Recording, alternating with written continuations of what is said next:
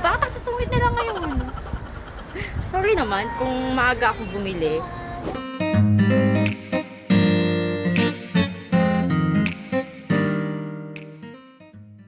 Good morning guys! Tahimik lang tayo kasi nandito ako sa corridor.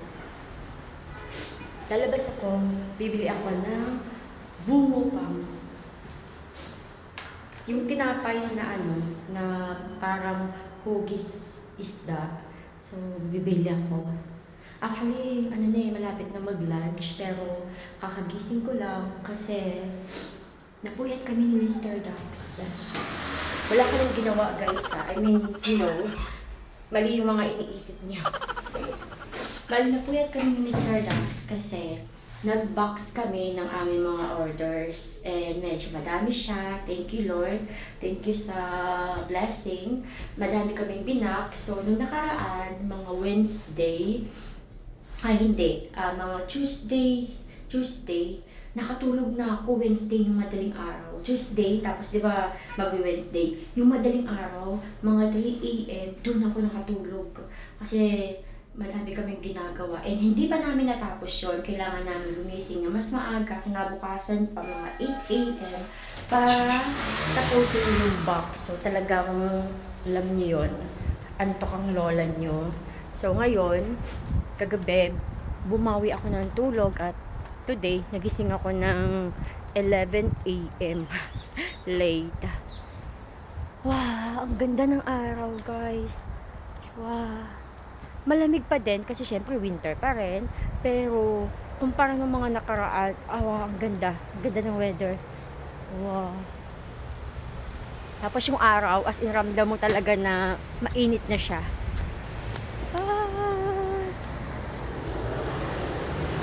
Sa mga hindi pa nakakaalam, uulitin ko, mas mabilis na nagwa-warm o medyo umiinit dito sa Busan kasi nga malapit kami sa mga dagat. Kaya dito din sa Busan, mas mabilis lumalabas yung mga cherry blossom. So ayan, ang ganda ng weather. Maganda ngayon maggala. Kahit paano, kumpara nung mga nakaraan talagang as in -11.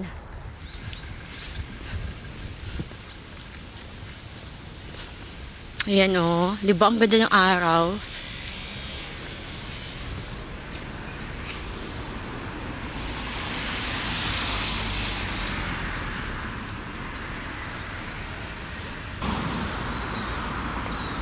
Pag nasa lilim ka, ganito, di ba nasa lilim ako, mararamdaman nyo yung lamig, tapos humahangin pa siya. Pero pag nasa arawan kayo, medyo okay lang. Mahangin talaga dito sa namin, sa location namin.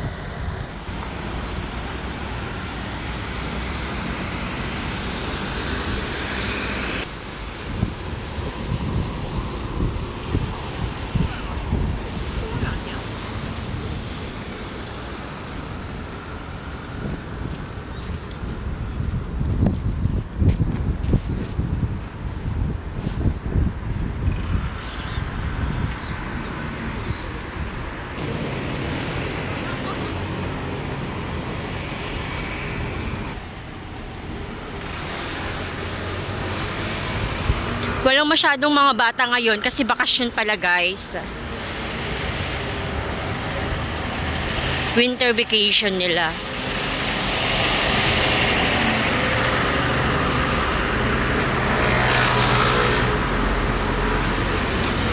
Winter vacation nila sa school mismo, pero sa mga hagwons, yung mga academy nila, like English Academy, math, ganyan, may mga pasok po sila. Wow, ang lamig dito. Sarado yung bongo pa. Hindi siya open. Siguro may sakit yung audio mo. Ayan o. Diyan ako bumibili ng bungo pang. Baka may sakit siya. Sadness.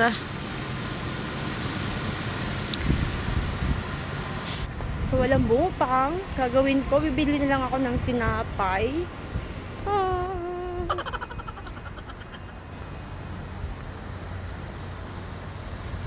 Madami kasi nagkakasakit ngayon dahil sa lamig ng panahon. Yung teacher ko sa Korean center na pinapasukan ko, yung teacher ko talaga, ano siya, absent siya 2 weeks na. Kasi may sakit pa din siya. Buti na lang ako, ano lang, sinisipon-sipon lang.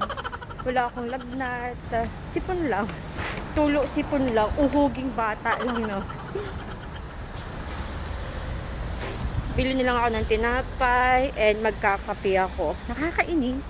Alam mo yung gusto mo ng bungpang, yun yung cravings mo, di ba? Tapos wala. Siya lang kasi yung nag-iisang nagbebenta ng bungpang dito sa area namin. Pero yung bandang doon, malapit doon sa Big Home Plus na pinupuntahan ko, meron doong 2, 3 nagbebenta ng bungpang. Pero ang layo naman. Ito guys, para siyang siopaw. Ayan o. Red bean yung laman nito. Masarap din to.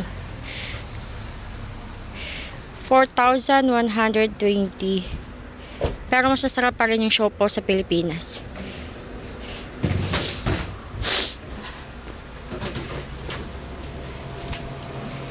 Kaka-open lang nila kasi nasa 11 pa lang. Oh, masarap to. I think mas masarap tong tinapay na to. 5,000 won. 8 pieces na siya. Oh, 1+1 oh. Halabong. Citron. Maganda to. Lalo na ngayong winter. 1+1. Halabong. Ito is ano siya, galing Jeju.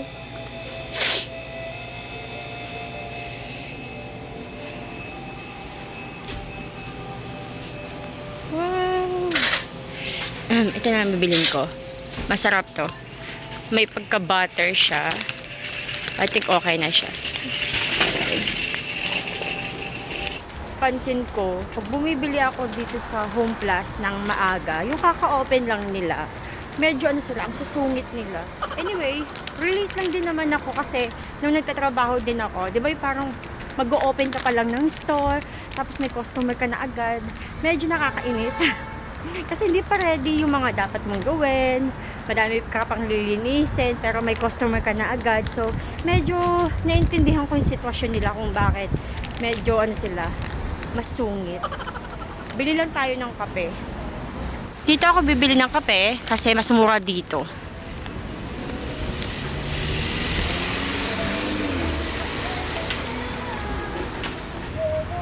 So, yung binili ko is yung CC Latte. 3,800 pesos eh, no? Ang bongga ko naman, 3,800 pesos. Dito din sa coffee shop, ang sungit ng babae. Bakit ang sasungit nila ngayon?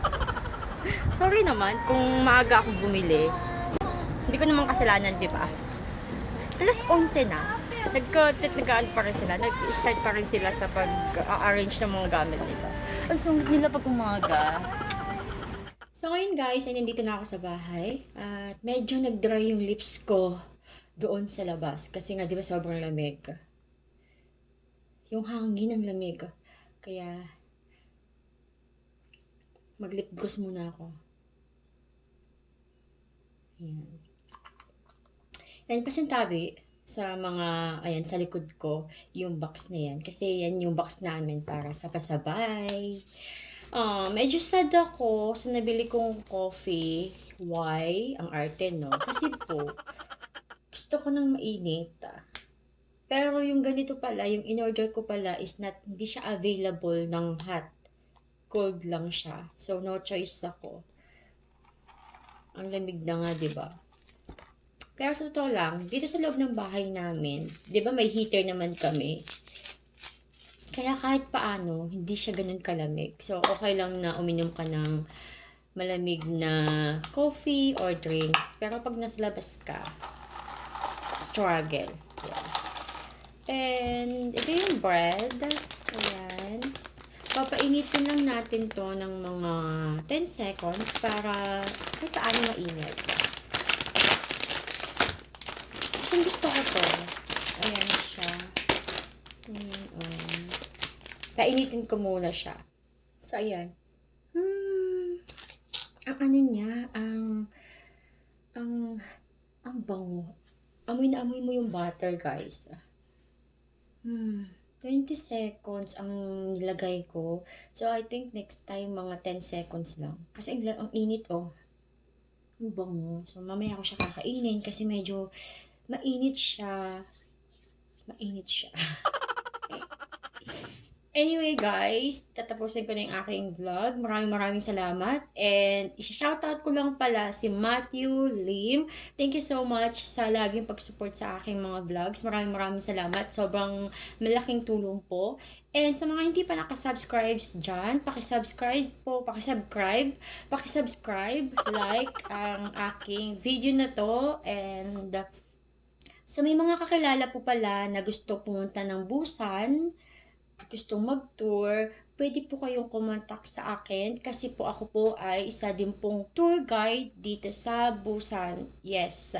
So, mag-contact lang kayo kung naghahanap kayo ng private tour guide. So, ayun. Thank you so much, guys. Bye-bye!